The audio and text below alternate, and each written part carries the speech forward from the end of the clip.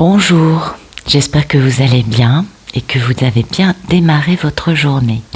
Alors aujourd'hui, on commence avec les méditations tibétaines, ensuite avec l'oracle Tao de Ma Deva Padma et pour finir, le Zen Tarot d'Osho. Voilà.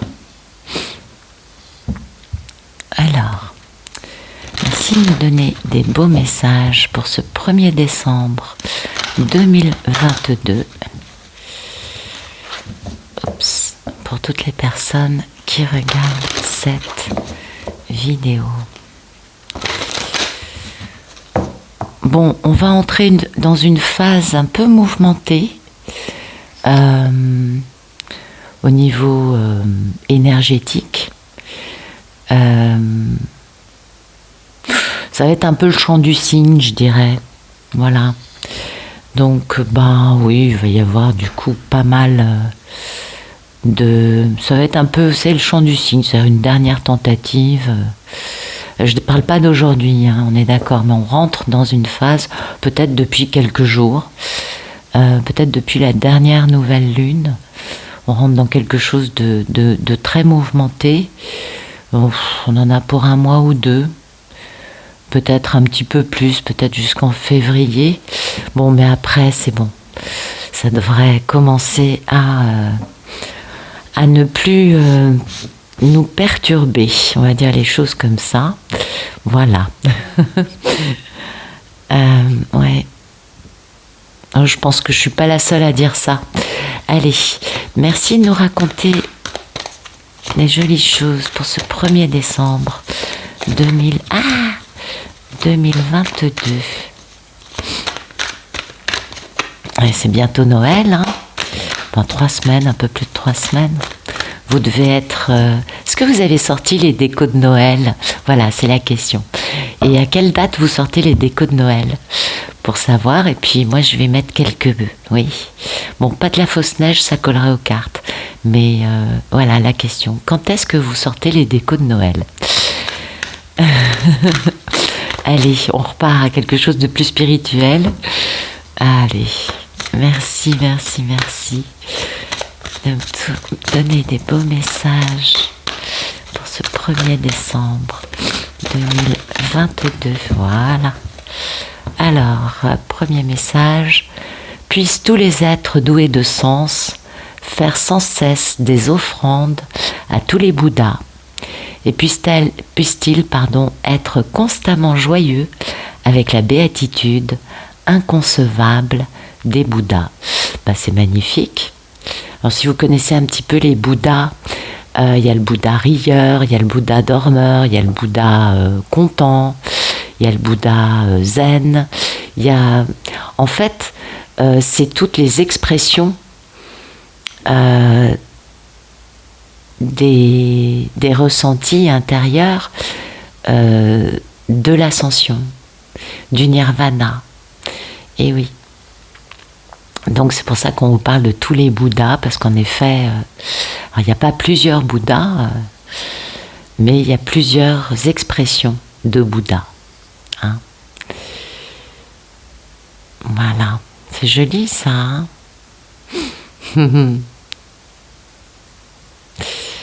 Et oui, dans les pays bouddhiques, tous les jours, on fait des offrandes au Bouddha.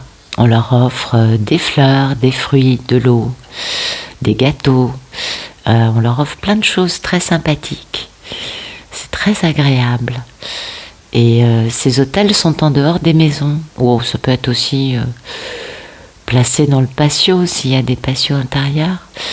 Et puis, donc c'est pourquoi on fait des offrandes à Bouddha. Hein, parce que tous les jours, on change l'eau, tous les jours, on vide on nettoie ce qui a été donné le jour d'avant. Bien évidemment, des encens, vous le savez, beaucoup de guirlandes de fleurs, des papiers, des feuilles d'or, des très jolies choses. Et puis, donc c'est pourquoi on nous parle des offrandes, hein, qui sont importantes. Ça, c'est pour avoir un rituel quotidien. On nous parle en fait, ça nous parle de ça, hein, d'avoir un rituel quotidien dans notre vie spirituelle.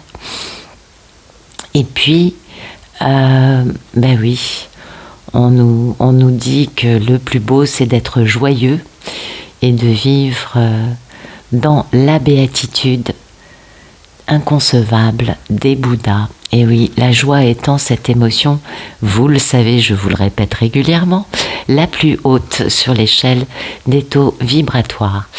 Et donc c'est un très beau message pour aujourd'hui. Et puis l'état d'esprit, la libération dépend de nous-mêmes. Il n'y a aucune chance que nous soyons libérés par les autres, de la même manière que personne ne peut arrêter le rêve d'une personne endormie. Alors, bien évidemment, ça ne nous parle pas d'une personne dans un sommeil qui est en train de dormir. Ça nous parle d'une personne qui n'est pas éveillée, une personne endormie, dans l'autre sens, dans le côté éveil spirituel, prise de conscience. Donc ça, ben oui, c'est nous qui avons les clés pour pouvoir nous libérer de ce que nous vivons, de la prison dans laquelle nous nous sommes enfermés au fil de notre vie. Alors c'est pourquoi il est vraiment chaudement recommandé d'aller voir des thérapeutes, mais il faut savoir que la méditation, alors la vraie méditation, sans les pensées, méditer c'est pas réfléchir, méditer c'est arrêter, c'est agrandir l'espace entre les pensées, pas du tout la même chose.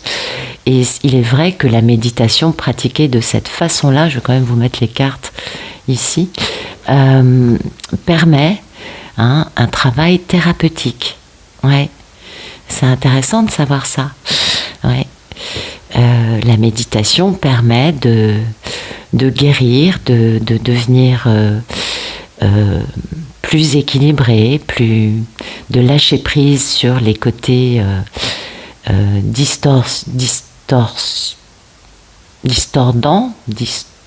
voilà, quelque chose comme ça. Excusez-moi, je suis pas très bien réveillée, je crois. Je suis un peu dans mon Bouddha.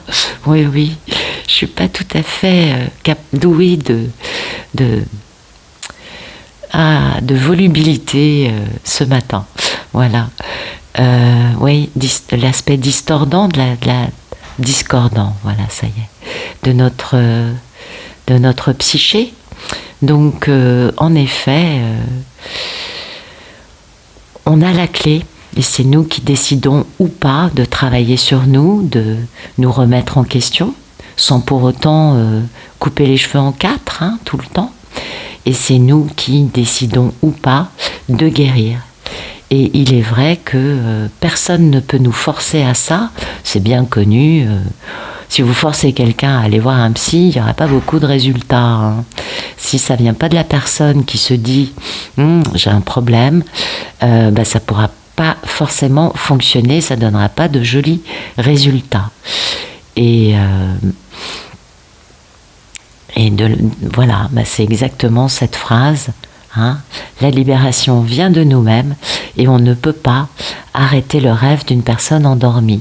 Une personne qui n'a pas compris, qui n'a pas ouvert les yeux, ne pourra pas faire un bon travail sur elle. On est bien d'accord. Ou une personne qui est endormie et qui n'a pas compris, qui n'a pas été touchée par l'éveil spirituel, ça peut aussi être cet aspect-là, eh bien, on ne peut pas essayer de lui faire comprendre. Vous savez, c'est comme amener le cheval à la rivière, mais on ne peut pas le forcer à boire. Voilà, c'est un peu la même idée.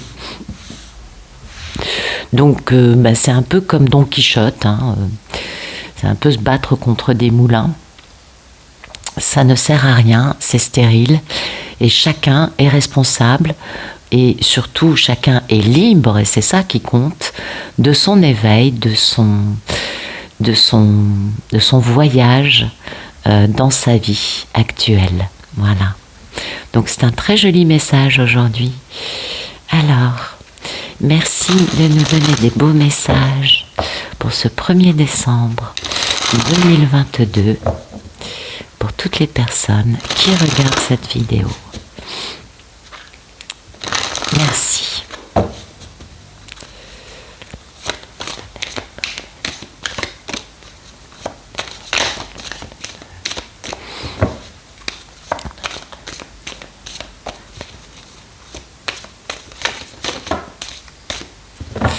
Ok. Ouf. Ah oui. Oh là là. Oui. L'éclatement, le rassemblement et la commissure des lèvres. C'est quand même... bon, bah écoutez, il y a des situations qui ont atteint leur apogée, leur paroxysme, et qui littéralement se... Pouh. Ouais, c'est, vous savez, la tour, hein, dans le tarot, la maison Dieu, quoi. C'est-à-dire le divin qui intervient pour casser des choses. Et du coup, bah, c'est bien parce que ça va permettre de bouger de la bonne façon, hein, et d'avancer. Ouais, c'est ça, absolument, c'est très positif. Il y a une accumulation de choses qui font mal, hein, et du coup, et qui sont lourdes à porter, qui sont, qui deviennent un peu insupportables, c'est le cas de dire. Et du coup, bah, il y a un effondrement, il y a une détérioration de tout ça. L'éclatement, c'est vraiment ce changement, hein, ça peut être aussi une séparation, on est d'accord. Ça nous parle simplement de l'impermanence des choses. Vous savez que la seule chose qui ne change pas, c'est le changement dans la vie. Donc on élimine ce qui est vieux. Et bon, alors le moment où ça se passe, c'est un peu douloureux, hein, généralement. On est d'accord, parce que il y a quand même,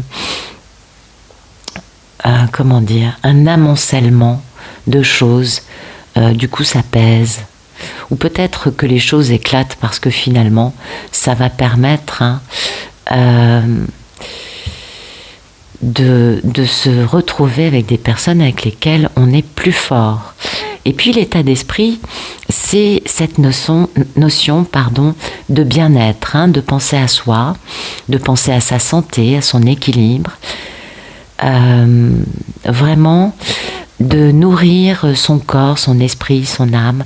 Vous voyez, quelque chose de positif. Donc l'état d'esprit face à cet éclatement est très, très, très posé, très clair.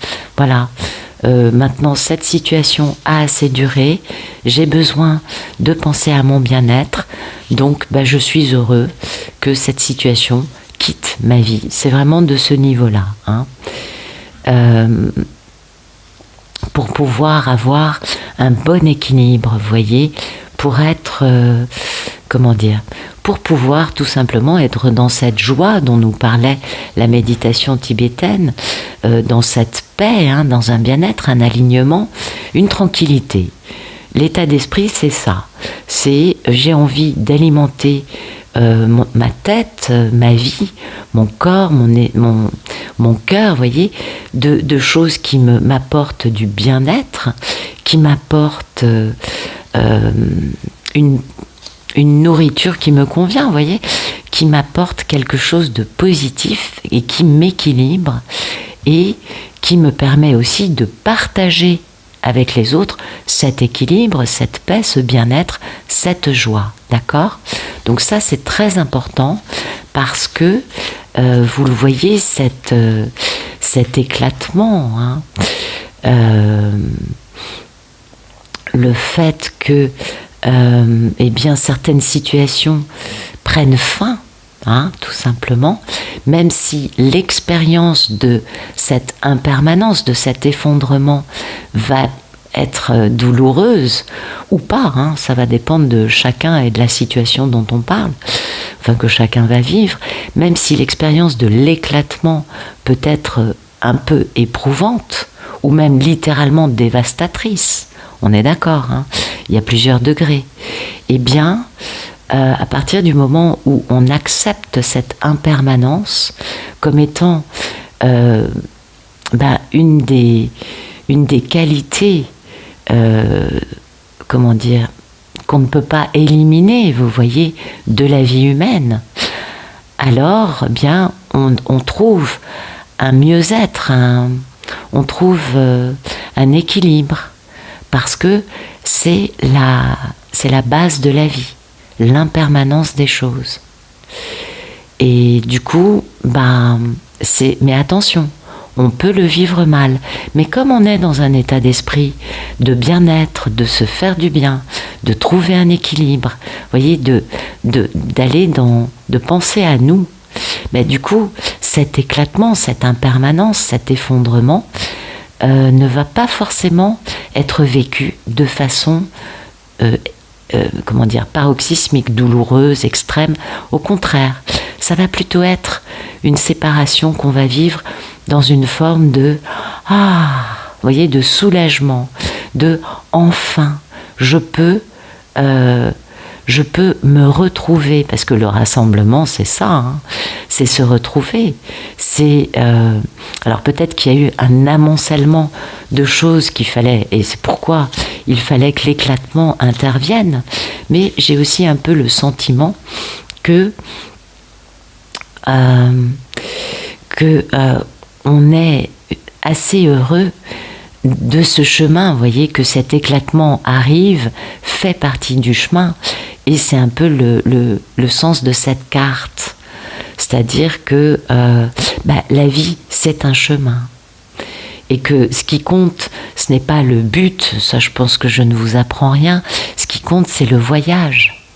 Parce que c'est durant le voyage qu'on apprend des choses, et le but peut changer d'ailleurs. Bon, généralement, on garde les mêmes buts, hein, on est d'accord. En tout cas, bon, on n'a peut-être pas beaucoup de buts dans la vie, mais voilà, ce qui nous fait grandir, évoluer, trouver plus de sagesse, plus de bien-être et d'être plus nous-mêmes, plus naturels, eh bien, c'est les expériences que l'on vit pendant ce cheminement vers la réalisation de nos buts.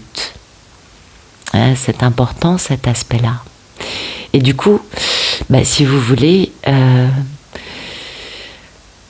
on trouve de la valeur dans ça. Hein.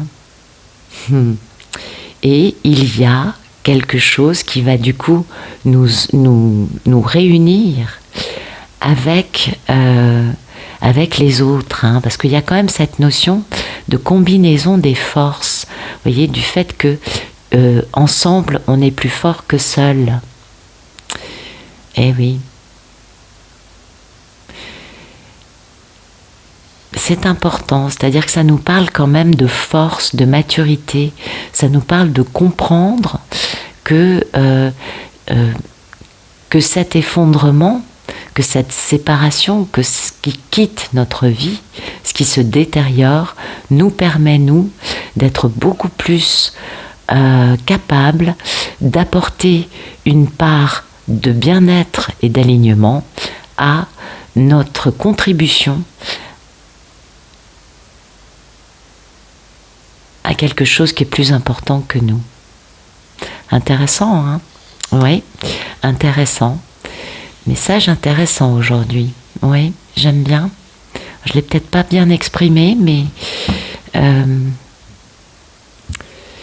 Alors, qu'est-ce qu'on a derrière ? On a le début d'un nouveau cycle. Hein. Un nouveau cycle qui peut nous faire penser qu'on est un peu isolé. Hein, mais c'est bien, ça nous permet de faire une retraite, de pouvoir du coup se replier, se ressourcer, vous voyez. Et puis il y a une notion quand même de séduction, hein, avec une notion d'accomplissement et de révolution. Avec des jolies choses qui suivent. Bon, c'est pas tout de suite, c'est dans l'état d'esprit des personnes qui vivent cet éclatement aujourd'hui dans leur vie. Alors bien sûr, ça ne va pas parler à tout le monde, hein. Ça peut se réaliser dans beaucoup de domaines de votre vie, parce que le reste qui suit peut aussi s'adapter à professionnel, amical, familial, amoureux ou autre. Toute situation qui est devenue pesante. Hein. Normalement, actuellement, elle devrait venir à terme. C'est ce que nous disent les cartes, et ce sera terriblement bénéfique pour les personnes qui vivent ça, en étant en alignement avec elles-mêmes et avec la loi de la vie qui est l'impermanence des choses. On va regarder un message peut-être un peu plus dans la matière.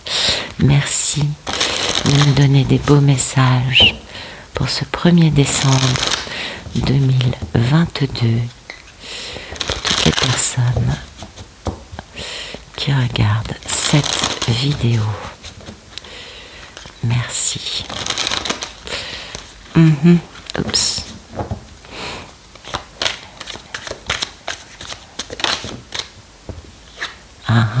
L'isolation.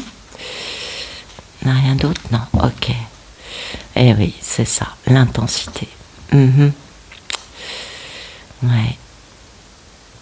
C'est intéressant, hein. Ça rejoint, alors c'est différent comme message, c'est le fait de foncer, ça, hein. Ça c'est, comment vous dire, voyez, vous allez vers un but et puis vous foncez, il y a beaucoup de passion, beaucoup d'intensité dans cette carte, c'est le cavalier de bâton, hein. Et l'idée c'est quand même de faire attention à ce qu'on peut recevoir comme information extérieure.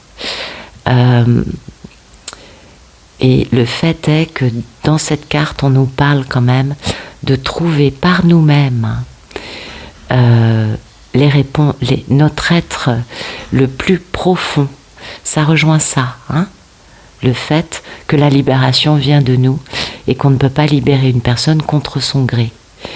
Absolument. C'est exactement la même chose. Donc aujourd'hui, il y a une notion d'intensité dans cette libération, dans le fait d'avancer, hein, d'avoir ce feu sacré, on va dire, pour avancer. Parce que cette figure, cette carte, c'est vraiment l'idée, c'est vraiment de rechercher cette lumière. On voit bien que la figure, vous voyez, elle va vers la gauche et elle va vers la lumière. On a ce point de lumière qui est ici, voilà, au milieu. Et cette figure fonce vers la lumière. C'est sa quête, c'est sa recherche. Et du coup, ça nous parle de ça. L'aventure de la vie, ce n'est pas que croire, c'est justement de bouger avec force, avec intensité pour réaliser, pour trouver cette lumière. Ça, c'est important. Bien évidemment, ça crée des remous, hein, parce que ça peut, comment dire, inspirer, tonifier, revigorer certaines personnes. Et puis, ça peut aussi menacer d'autres personnes, ça peut aussi les agacer, tout simplement. Mais comme c'est une quête personnelle, les autres, oui, sont importants, mais c'est pas pour eux qu'on va s'arrêter. En tout cas, dans cette carte, c'est le message. On ne s'arrête plus à cause des autres. Rien ne peut nous retenir d'avancer dans cette quête de lumière. Important, hein. Et du coup, aujourd'hui, il y a cette notion de bien comprendre. Alors ça, c'est le 3 d'épée, donc vous savez, c'est mettre fin aux situations qui brisent le cœur. Oui, c'est de bien comprendre en quoi certaines situations ne sont que négatives, que, comment vous dire, que problématiques. L'isolation, c'est cette notion, puis alors le terme, c'est pas isolement, hein, non, c'est le fait d'être dans un mal-être. L'isolation, c'est aussi la notion, hein, de vivre notre vie uniquement en fonction de notre ego. Alors, il y a le bon ego et le mauvais ego, vous le savez. Il y a le petit, pour les orientaux, il y a le petit ego et le grand ego. Le petit étant le mauvais et le grand étant le bon. Alors le mauvais ego, justement, c'est celui qui fait que on va penser qu'à soi et qu'on ne va pas vraiment être respectueux des autres. Le petit ego, c'est quand on s'aime pas, quand on se respecte pas, du coup on a du mal à se tenir bien et à aimer et respecter les autres, on est bien d'accord. Ça, c'est cette notion, voyez, de vivre enfermé dans une espèce de prison qu'on a construite tout seul, hein. Pour Osho, hein, pour le Zen Tarot. Normalement, dans le tarot, de Rider-Waite, mais c'est pas le jeu que je tire aujourd'hui, c'est le fait d'en finir avec des situations qui brisent le cœur. Voilà. Et là, cette isolation, c'est cette prison qui est construite autour de nous, ça vient de ce petit ego. Parce que ça bloque l'énergie et c'est ce qui fait que les personnes ont un côté, vous savez, froid, dur, ils manquent de cœur, ils ne sont pas dans la compassion, ils pensent uniquement à leur intérêt et ils avancent pour eux, comme ils sont vraiment... Il y a cette notion quand même de froideur. Et face à ça, il n'y a que l'amour qui peut faire fondre ces cubes de glace sur pâte. On voit bien que dans cette... alors je ne sais pas si vous le voyez bien, la carte, c'est de la glace, on l'a bien compris. Je ne sais pas si vous voyez les larmes. Les larmes, elles sont multicolores. Enfin, elles sont colorées, on va dire. Et c'est là qu'est la vie. La personne est tellement enfermée dans une armure de construction du petit ego, de celui dont on doit bien sûr se nettoyer, se séparer et puis travailler. Eh bien, comment dire ça ? Cette personne, elle craque, parce qu'en fait, cette armure, elle n'a rien d'extraordinaire. Cette personne se sent enfermée et bloquée par sa propre froideur, par sa propre incapacité à sortir de cette prison dans laquelle elle s'est enfermée. Et comme vous le voyez, au vu de l'état d'esprit d'aujourd'hui, avec cette intensité, cette passion, ce feu, cette chaleur, on se doute que le bloc de glace va finir par fondre. Moi je pense que va finir, c'est plutôt, ça va être assez rapide, mais comme c'est un bloc de glace qu'on a construit sur des années, ça va peut-être mettre un petit peu de temps, voyez, mais l'idée c'est quand même aussi que dans cette figure, ce qui est marquant, c'est que la figure pleure. Et oui, parce qu'on construit cette dureté du personnage, ces blocs d'égo qui nous isolent des autres, à partir de choses qui nous ont fait mal. Et pour sortir de ça, en effet, il faut souffrir pour pouvoir, sortir de l'émotion qui va nous permettre de comprendre que cette posture, c'est pas la bonne. On est bien d'accord. Et ces larmes qui sont finalement salvatrices et curatives, on le comprend bien, permettent de sortir de cette posture et d'aller vers une guérison. On est d'accord. Donc c'est bien, aujourd'hui il y a quand même pas mal de sorties prévues, de sorties de cubes de glace prévues. Oui, il y a de l'intensité, puis il y a vraiment de la recherche de lumière, une notion de lâcher prise aussi, pour pouvoir bien avancer vers sa propre lumière et poser enfin ce grand changement. Ça, c'est primordial, c'est le fameux timing divin, et il y a vraiment une notion d'être guidé, parce qu'on se sent un petit peu exclu. Et il va falloir mettre en place en tout cas prendre des décisions pour avancer, parce qu'il y a beaucoup de possibilités qui nous attendent pour réaliser des choses de la bonne façon, avec naturel, avec authenticité et bien évidemment intégrité, avec notre cœur, avec comment dirais-je, amour inconditionnel peut-être. Voilà. Bon, écoutez, j'espère que ça vous a parlé, puis j'espère que c'est positif. Ça me parle assez. Il y a peut-être que c'est pas du tout les mêmes situations, les deux dernières lignes, mais je trouve qu'il y a une certaine cohérence, peut-être une répétition.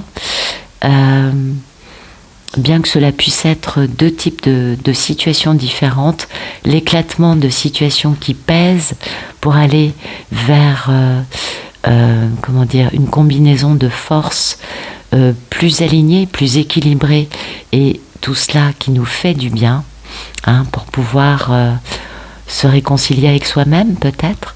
Et puis de l'autre, la deuxième ligne, pour certaines personnes, l'éclatement d'une posture égotique, petit égo, qui fait mal et qui empêche de communiquer avec les autres. Voilà. Et de communiquer de la bonne façon, en tout cas, avec authenticité et surtout avec son cœur. Voilà. Bon, je vous souhaite une excellente journée et je vous dis à bientôt.